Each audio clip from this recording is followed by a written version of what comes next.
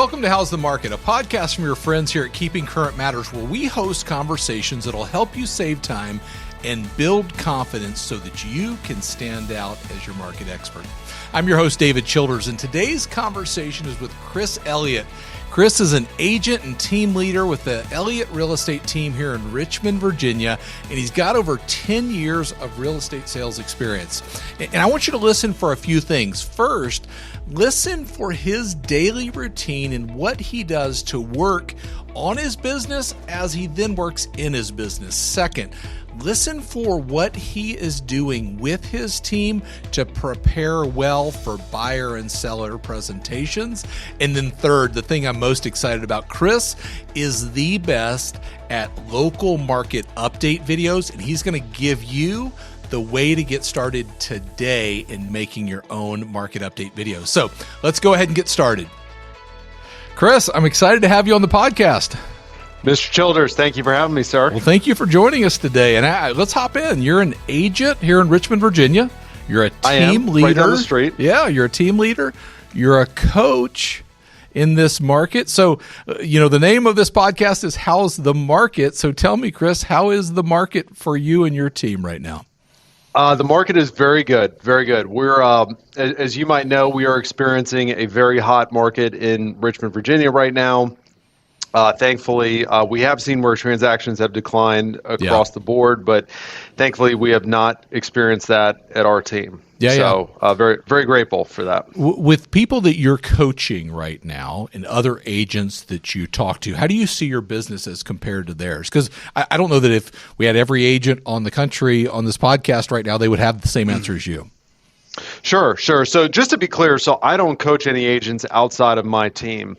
But I would say, a lot of agents that I've talked to just in my marketplace across the country, they've bought into the negative news cycle. Yeah. And maybe the market is down, but what are we doing? And maybe we're jumping ahead a little bit, but what the market is what the market is. Yeah. Right. So what are we doing as agents to adjust to the new market that we're in, as opposed to the pandemic unicorn years, as you guys have so eloquently dubbed them. Yeah, if you haven't read that blog that we published on the Keeping Current Matters blog about the unicorn years, I would highly encourage you to go in and read that. But Chris, you said maybe we're jumping ahead. We're not. So I think you're absolutely right that agents are buying into that. How do you and your team keep from buying into that? Right? Because that's a daily battle. Yeah, absolutely. So I would say, number one, let's turn off the news. Fox News, CNN, MSNBC, pick your poison. Right. I don't think any of those have ever done me wonders or put money into my pocket. So that's step number one. Step number two, let's not, you can either be a victor or a victim. Yeah. And you really have to make that choice. You have to own, hey, I'm in the market that I'm in, and if it's going to take more activity to generate the same results, I'm either going to do the more activity or I'm not. Right. But doing the same thing is not going to get you the same thing if the market has shifted. Right. No, I think you're right. I think you were talking about activity. My best Chris Elliott story is that we had Alex, our product leader here in Richmond, Virginia, spend time with you, shadowing you. And he came back and he's like, Chris is an animal and Chris makes it happen. Talk about, so you said, hey, turn off the news and then work your routine, essentially is what I heard. Talk about your routine, because that was Alex's perspective. Chris has a phenomenal routine in his business. So I want to kind of back up. Let's walk through your day and walk through your routine that sets you up for success in this market. Yeah. So, and shout out to Alex. He told me he ran like a half marathon or something stupid, or like an ultra marathon. Right, so he's one of those. Nuts, it was way too much, nuts. whatever it was. I don't know what it was. Yeah. So I'm not a beast in that respect. But no, I mean, my schedule, I'm one of these crazy people that wakes up at 4:30 in the morning, not because I like doing it, but just because that's when I've got 3 kids. So my only opportunity to actually get stuff done with somebody not dragging on my leg is early in the morning. So I get up at 4:30 in the morning. Kind of my work starts, and eat good food, get a workout in, get the blood flowing, put something good in your brain, listen to a podcast, read a book, get yourself started for the day. That's a different talk for a different show. But my workday typically starts around 7:30 in the morning. So I've got a couple folks that I like to role play different conversations with. As real estate professionals, we talk to people, we deliver information for a living. That's what we do. So it's not a bad idea to practice what you say and how you say it. Right. So I have that phone call with somebody another agent across the somewhere else in the country. That's also my accountability to get myself out of the house by 7:30. You do that every day? Right now I do it 2 days a week. Okay. Yeah. But I'm pretty much out the door by 7:30 in the morning. My office is right down the street, so I'm in the office by about 7:45. I'm typically on the phones by 8 a.m. Because in real estate, a lot of us real estate agents will start our day at like 10:30. Right. But the rest of the working world, a lot of those folks are up and at 'em by 8 a.m. So that's when we like to start calling people. Now with the team, we do a role play session from 8:30 to 9 with the team, just so the team's getting role play in. And then I'm staying on the phones till about 11:30 in the morning. 11:30 to 12, it's returning phone calls, text messages, emails, all that stuff. I meet with my administrative staff at 12 noon. And then from 12:15 on, it really just depends on the day. It's either appointments, deal doctoring. If I don't have appointments to go on in the afternoon, I'm getting back on the phone because my job as a real estate professional is either to be booking appointments or going on appointments. And if I don't have appointments, I need to get back on the phones and generate appointments. Right. If you're not on an appointment, you're generating an appointment. Yeah, pretty much. A couple questions about that. What is let's say we were on with your team right now. What is the number one, number two role play that you want them to really master in this market? What is the question? What is is there something that rises to the top of that list to say you better have a good answer for this? Yeah, so, we can certainly go into the topical objection handlers of today, of interest rates, of low inventory, of this and that. One interesting thing, David, that I found with my team is a lot of them get into analysis paralysis. So where we're actually handling or hammering right now is the actual buyer consultations and the actual seller consultations. Okay. Because I've found that a lot of folks, if they don't know what they're going to say on an actual appointment, right, they will consciously or subconsciously throttle back from actually booking appointments. Sure. Because they might just be the dog that catches the ice cream truck of, holy crap, I've now got this appointment. Right. I have no clue what to say. Right. So that's what we're hammering right now is like, how do we deliver a listing consultation? How do we hold a buyer consultation? What are the typical objections that come up with that? Right. And then from there, we'll layer in like the objections of the day. Yeah. Talk to me just a minute about what is critically important in this market in the buyer consultation. And then after that, I want to talk about the seller consultation. I know you can't cover it all right now, but what is, for somebody listening that may feel that, and they may feel like, you know what, I'm okay, right? And being okay in today's market is not good enough. How do you go from there to great, like in your opinion? Yeah, so in my opinion, to really knock it out of the park in the buyer consultation, it's not so much what you say. Okay. It's actually shutting up and listening, which is harder than it sounds.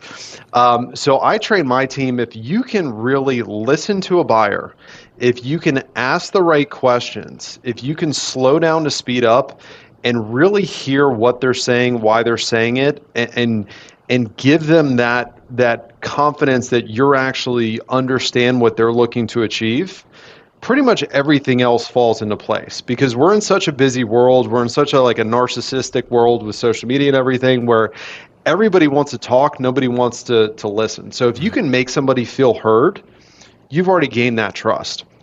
But then from there, for for, kind of topical to today's market. And in our market, we're still red hot. We're at 0.43 months of live inventory. So we're still in very much a competitive market. I know that's not the case everywhere. Yeah. But for us, it's really educating our buyers. This is like, you've heard that it's a seller's market, but let me explain to you the I just had an appointment last night, and I was like, let me explain the severity of that to you. Right. Like, let me explain to you the degree at which it is a seller's market. And then from there, because they were nervous, they're like, hey, we don't want to sell our home because we're scared we're not going to be able to find something. And I'm sure that's something a lot of us have heard over the last couple of years. Right. So I say, hey, let me explain to you what we're seeing that it's taking to win actual bids. Most homes are selling anywhere from 5 to 10% over asking price. Most buyers that are actually winning the contracts are waiving the appraisals. And let me share with you what that looks like. And we need to account for that money that might be coming out of your back pocket. And then, most buyers that I'm seeing that are actually winning contracts are waiving the home inspection. So what do we do there? Well, we can bring the home inspector with us to the showing. Yes, it's going to run you $200 to $300 per showing, but there's not too many properties out there that we're seeing.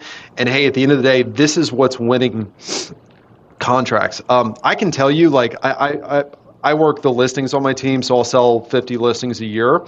We'll get properties where we get 5 to 7 offers, but 3 of them are just completely like they stand no chance. Right. So what I told them is, hey, a lot of your friends that you're hearing that are having trouble finding a home, it's because whatever agent they're working with hasn't slowed down to educate them as far as what we actually need to do to win contracts. Yeah. That's such a powerful perspective to bring somebody, because my question for you in doing that is, what do you feel like happens to that relationship at the point that you do that? Or is that message like, gosh, we're so grateful for that, we didn't know that, or we kind of knew that? Like, what's the perspective there of that relationship and the client that you're working with once you've had that kind of conversation? Yeah, so I think 2 things come to mind. Number one, if they're not committed to the process, especially in this market, I would rather flush that out in a conversation via Zoom now versus once one of my agents has spent, 4 Saturdays and missed birthday parties and like lost 3 offers. Like if you're not committed to the process, let's go ahead and put that on the table now. But the second thing I think of is Chris Voss. I saw him at a conference a while back. He talked about how he established credibility with his hostage negotiation people. Yep. And, he did this exercise where he was like, hey, what would you say to build credibility? And like everybody called on, they were rattling off their statistics and, hey, I've got this accreditation, whatever. And he said, what I used to do is say, hey, here's what we know about Haiti hostage victims. Like, this is the story. This is what. So I think if you can just go into, hey, let me tell you what we're actually seeing that's winning bids, Right. Instantly, consciously or subconsciously, that person recognizes, okay, I'm dealing with a professional that actually knows what they're doing. Right. And this is the reality, regardless of what you believe or may not believe about today's real estate market. Now, I want to go back to what you said. Chris Voss, phenomenal communicator, resource. They're, I believe, the number one kind of terrorist hostage negotiator for the CIA or whatever it was. Yeah. He wrote a book called Never Split the Difference, and a phenomenal book. If you haven't picked that up or haven't read that, highly encourage you to, because I think that perspective and Chris Voss's perspective is then you establish credibility, right? And you establish authority.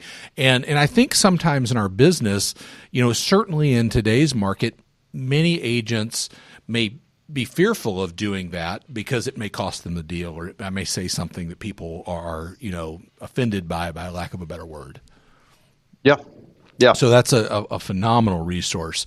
So talk about your journey from, being a solo agent into the team that you lead right now. And for the person that is listening that maybe doesn't have a team and says, hey, I want to build one, I want to grow one. What's that journey been like? What coaching do you have for them? Sure. So it's been a long haul. Yeah. I'm 9 years in the game. If you could see the wrinkles on my eyes, that is part of the process. So I started as a solo agent. To be very honest with you, David, I never wanted to build a team. I didn't want to fuss with it. What'd you do before you got into real estate? Sure. So I was in college. I worked for a buddy for about 6 months, and then fell apart pretty quick. Okay. He had his own IT firm. And then I worked for a Verizon wireless retailer. Okay. So I was selling cell phones, which was a ton of fun, limited opportunity, but a lot of fun. Okay. But so got into real estate, didn't want to really build a team for the first 4 or 5 years. I just enjoyed selling. I didn't want to lead other people, manage other people. What forced me to build a team was, and I hope none of my clients hear this, I didn't want to work with any more buyers. I was just like, my personality, I'm kind of, let's just make a decision. Right. And that doesn't work well with a lot of buyers. So the first thing I did was I hired an administrative assistant, which I was scared to death because that was like the first time I had an employee and was responsible for payroll. But I would recommend that to any agent. Start with the administrative stuff. Get that off your plate first. From there, I partnered with another agent in our brokerage, and he was acting as a showing agent. So I was still working with the buyer clients. I still had the relationship. I still handled the contracts and negotiation, all that. But he was responsible for showing the properties and doing the inspections. That it just bought me my time back. Gotcha. From there, we hired a full-time buyer's agent who's been phenomenal. And now we're up to 4 agents on the team, 5 including myself, and you just kind of expand from there. Yeah. No, I appreciate you sharing that, and I appreciate you sharing your journey there. When you brought on your first role, your administrative role, what did you assign that person? So I assigned I think the way you look at leverage is every activity that you do or that has to be done has a dollar per hour value attached to that. Right. Whether it's, running the sign out to the property, whether it's, processing the paperwork. And the way to look at it is just what is the lowest dollar per hour stuff, and then get that off your plate first. So for me, it was like all of the administrative stuff, entering the listing in the MLS, shuffling the paperwork, all that stuff. If it wasn't generating new business, then I try to get it off my plate as much as possible. That's great. I appreciate you sharing that, and really that perspective of, is this helping me to grow my business, generate more business? And if it's not, this person's going to handle it. Yeah. Let's kind of shift a little bit in our conversation, because I want to get your perspective just on your team and the business that you operate and how that's, working in this market. Let's shift it to I think you have a very unique ability to be out in the market in a one-to-many format through the market updates that you do and the content that you produce. Selfishly, you use KCM for that. You use it very well. So talk through, really, for somebody listening that says, I want to put great content out in the market, but I'm maybe attempting to do that.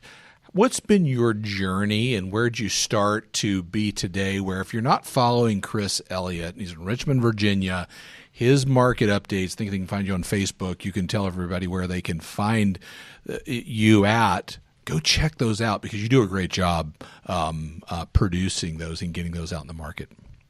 I appreciate that. So all my handles on social is Chris Elliott RE, and Elliott's got 2 L's, 2 T's. So that's all been a journey as well. So I started shooting video in my first apartment, like before my wife and I were even married, in 2013. Do we have any of those we can go back and watch? Oh, it's rough. It's rough. Terrible quality. Like, I did it on my Android phone, which the phones weren't as sharp back in the day. And it was just, it was terrible. It was awful. But I started. And that's that's the most important part. So I started for years. I did a once a month market update. They were absolutely terrible. Like, I don't think anybody watched them, but I was doing it. I was putting it out. And then I would say where the game really elevated for me was I assigned someone else the task of chopping up and distributing all of the marketing. When it's as a busy agent, when it's all just you, I think it's tough, and you can automate this process. You can hand it over to a virtual assistant. There's a lot of options in today. I mean, shoot, ChatGPT, like that was not a thing until just recently. So there's so many tools and opportunities to leverage that. So definitely leverage that. And then from there, I brought in a professional videographer, which cost me, between $400 and $600 a month to shoot the videos. And then, shameless plug, KCM was a big helper with that as well, because instead of me trying to curate all of the market data and put that all together, which is, I mean, you guys have a team of like 50, 60 people that do that. I was able to just piggyback off of the market reports that you guys do, and then just kind of spin it to my style, a little local flavor, a little bit of like, this is what I would prefer to talk about. Right. And I think that's I told you when I visited y'all's office, like, you guys don't charge enough for the product you put out, but to be able to leverage that, I think is an easy task that everybody can be doing, and it's such a nominal cost. The best agents know what's happening nationally and also know what's going on in their local market. At Keeping Current Matters, we help real estate agents become experts. And now, we've added something that will change the way you communicate: KCM Local. With KCM Local, you'll now have access to local data, national insights, and powerful visuals, all in one place. To be the local expert, visit keepingcurrentmatters.com.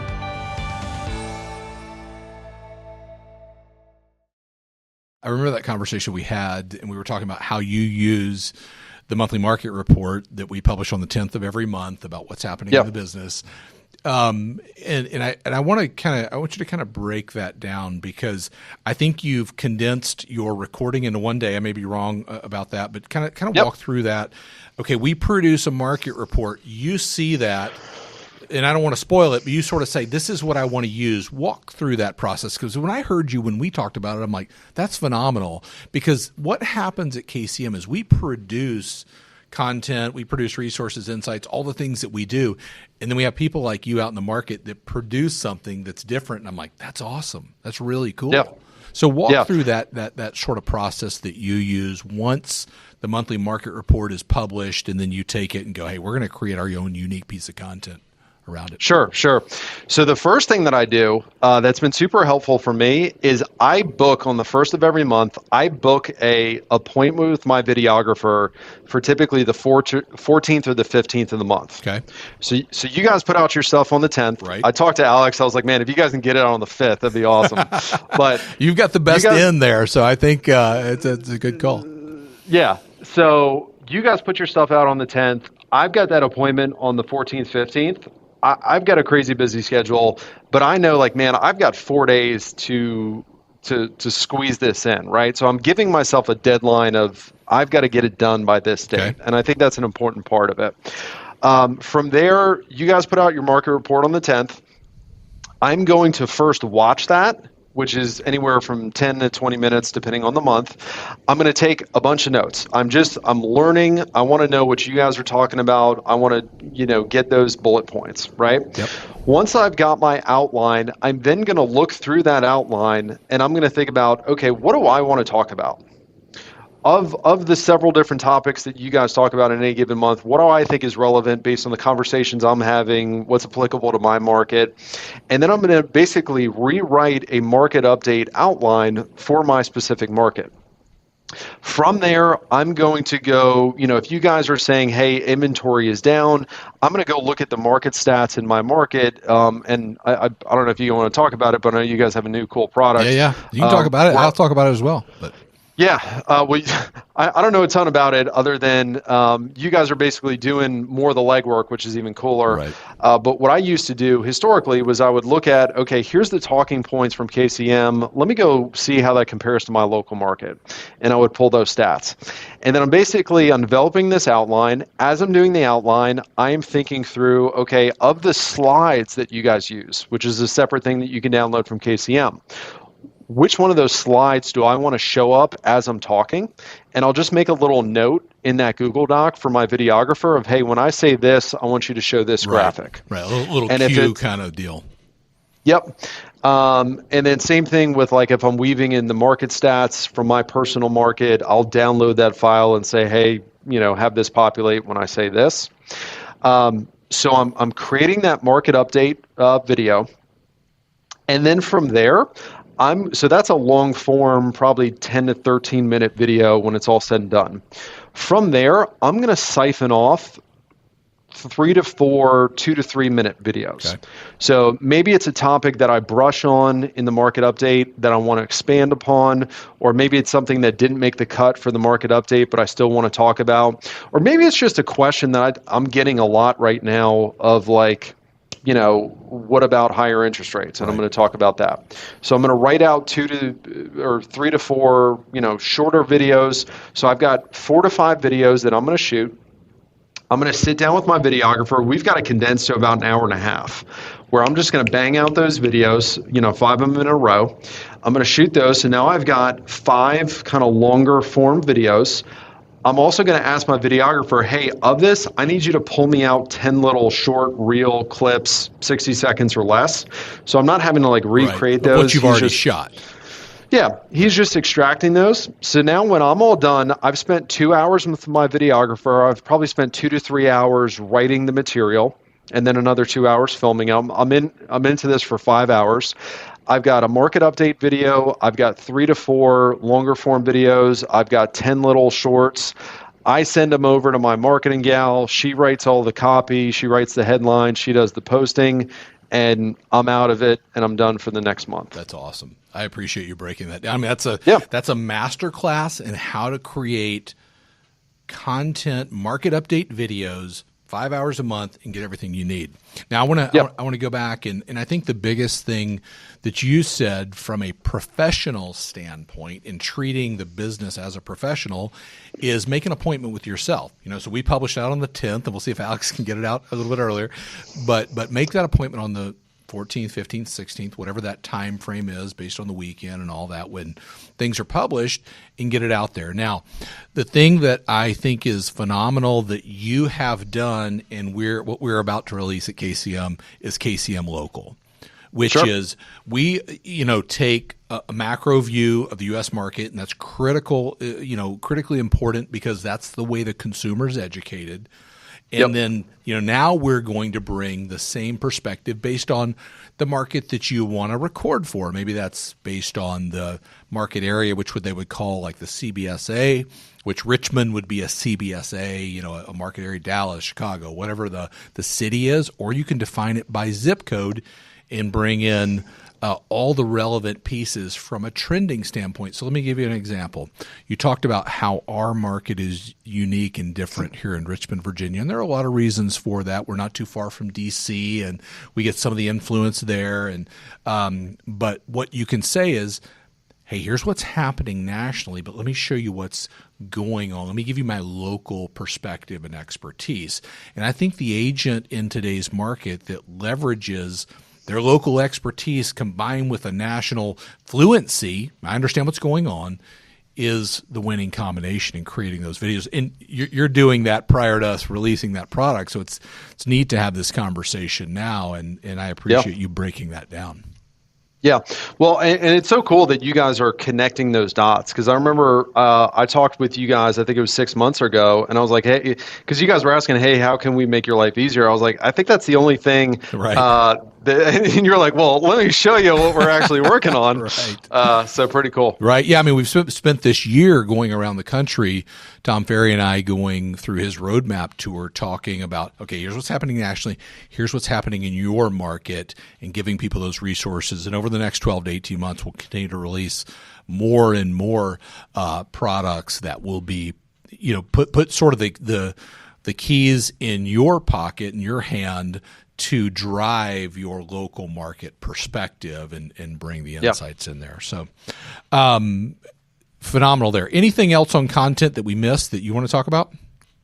I would say the only other thing that I would share is, I was one of those people that resisted content for a little while because I didn't see myself as like the bikini-clad girl, or I wasn't the dancing bear. Right. You're never going to see me on like a trending, I shouldn't say never, but you won't see me on the trending stuff. I'm more of the little bit more serious, a little bit more conservative, a little bit more data-driven.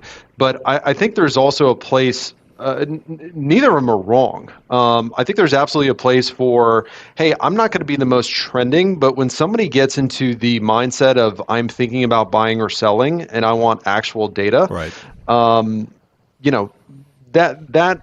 That personality style still works very well. Yeah. From a content perspective. What was it because I think what you're saying is real. Number one, I appreciate you sharing it. Yeah. Number two, I think it's how most people feel in our business.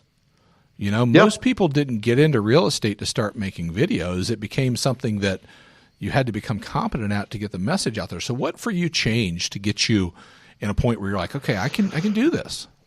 Yeah. So I think it was going to Tom Ferry events where, he just hammers that on you religiously, video. But I think that one thing that kind of really connected the dots for me was, and I don't know if it was Tom or if it was Jason Pantana that really said like, hey, people buy from people they know, like, and trust, right?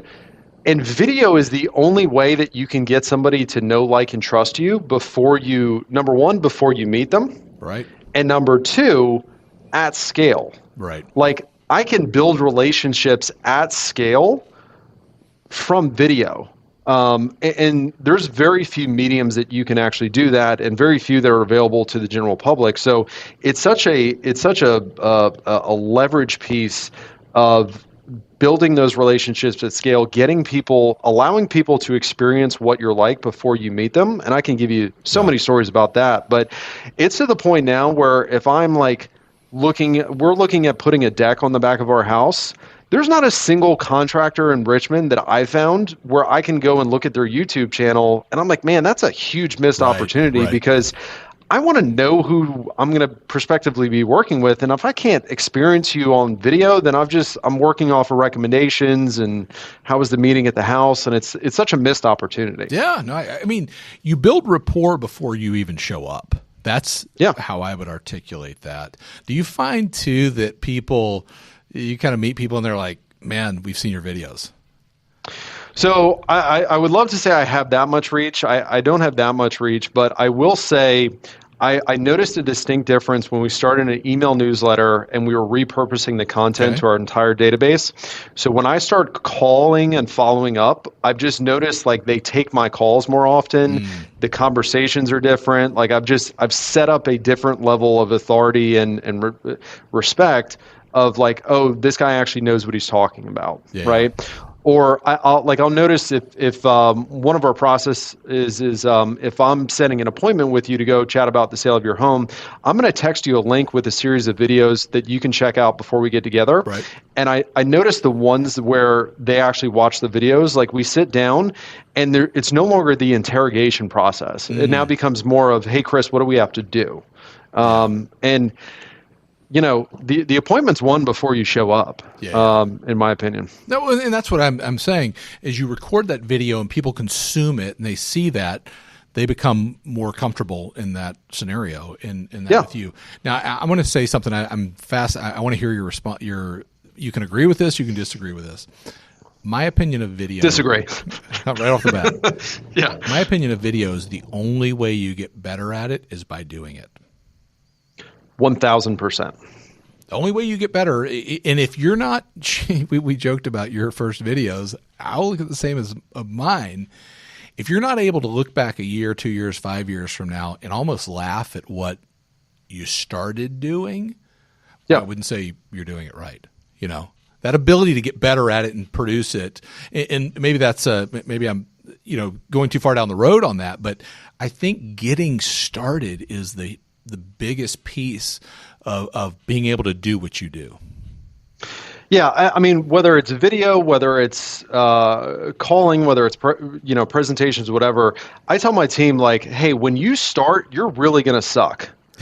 But that's cool, because if you keep going at it, you're going to go from really suck to you kind of suck. Yeah. And then eventually you graduate to your so-so. And then eventually you get to not bad, and then you get to good. But it's unreasonable for you to be good at something when you first start it. Yeah. Like, it'd be unreasonable to go to the gym one time and be like, man, I had a really good workout, but I didn't lose 20 pounds, right? Like, nobody thinks that. But you got to do it enough to where it's unreasonable for you not to be good. Like, you and I have shot enough videos where if we still sucked, like, there'd be something wrong. But we've done it enough times where it's unreasonable that we haven't progressed. Sure. I think you're absolutely right. And by the way, I would add this to that point. The only person who notices the majority of that stuff is you. Yeah. People aren't looking for that. They're not looking. They care about themselves, and we're our harshest critics. So here's, you're doing a lot of things. You've got a routine. You treat your business as a business very professionally. You're data driven. How do you do all of that on the days that you don't want to do it? It was funny. Shannon, prepping me for this podcast, asked that question. So, two things there. I would say, number one, everybody says, hey, you got to treat this like a business. Yeah. Before we treat it business, let's treat it like a job. Yeah. If you have a job and I don't know how you guys do things at KCM, but I would imagine whether you feel like showing up or not at work, right, like, you probably have to show up. You probably have to do what you're supposed to do. You probably got to follow a schedule. So let's just start there, right? Like, let's just do the job of real estate sales. But number two, I mean, that's the difference between professionals and hobbyists. Yeah. Hobbyists, they do what they want.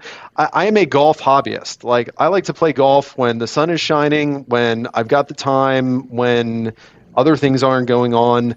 But it's not a job. Like, I'm not out there 6-7 days a week. But like, that is the difference between the winners and the losers, especially in this market, is if you can't figure out how to do what you need to do when you need to do it, it's going to be you're going to have a rough go of it. Yeah. How do you transfer that energy to your team? Yeah, so I think, a couple like tools. Number one, and you can't see it in here, but like right to immediately to the left of me is my vision board. Okay. So that's all my goals, everything I'm looking to accomplish, trips we're looking to go on, upgrades we're looking to make to the house, things we want to buy, promises I've made to my family, right? So that's that. I've got my numbers on this whiteboard behind there, so like all the numbers that I want to hit. And then the other conversation, Steve Harney reintroduced the concept of your family name a lot in the last, and I thought that was and that got me thinking of like, what do we want to be known for? What do we want to be known as? Do we want our kids looking up at us as like the kind of people that just give up when it gets a little tough? Yeah. Or do we want to be thought of like, hey, mom, dad, they went out, they laid it all on the table, they did what they were supposed to do. Like, it's such a phenomenal opportunity that we have in front of us in this industry. I think a lot of our ancestors would have killed for the opportunities that we have. Right. Just take advantage. What's the Chris Elliott team want to be known for? We are professionals. We do the right thing. We get after it. We're disciplined. We're ethical, and we've got big goals and dreams that we relentlessly pursue. And I love that. It's so good. Thanks for sharing that. Yeah. So, Chris, it's awesome to have you on and to get a chance to spend more time together. We get a chance, or have had the chance, to spend time because we're in the same city. You do a phenomenal job with content. But as we kind of wrap up here, the agent that's listening that says, I want to produce content the way Chris does, and I think there are a lot that want to, right? Produce my own market reports, my unique content, get my brand out there. What do you say to them today as one thing they can do to get started on that path? So I'm going to give you 2 or 3 things. Okay. Sign up for KCM. All right. Get like, just start with the base membership. Just get your feet wet. Make an appointment with yourself to shoot your first market update video and make a bet with somebody that, hey, if I don't do this, I owe you $100. Yeah. Put your butt on the line. Watch the market update, write an outline, get in front of your phone and shoot it and put it out. Yeah. It's not going to be good, but you're going to do it, and you're going to be that much further ahead than most of the agents in your marketplace. Great advice to get started. That's what you can do right now to get started to putting out your own market update in your city. So, Chris, I'm grateful for the time. I'm grateful for you and your support of what we do at KCM. It means the world, and thanks for joining us today. Thanks for having me. All right. Thanks for tuning in to How's the Market. At Keeping Current Matters, we believe that everyone should feel confident when buying or selling a home. And this podcast is one part of our larger vision to change the way real estate professionals educate and serve their clients. So if you're looking for more resources to help you grow your business and stand out, visit keepingcurrentmatters.com. And if you haven't already, go ahead and subscribe so that you don't miss an episode. If you love our podcast, please share it with someone that you know could benefit from it. So here's to your success, and I'll see you next time.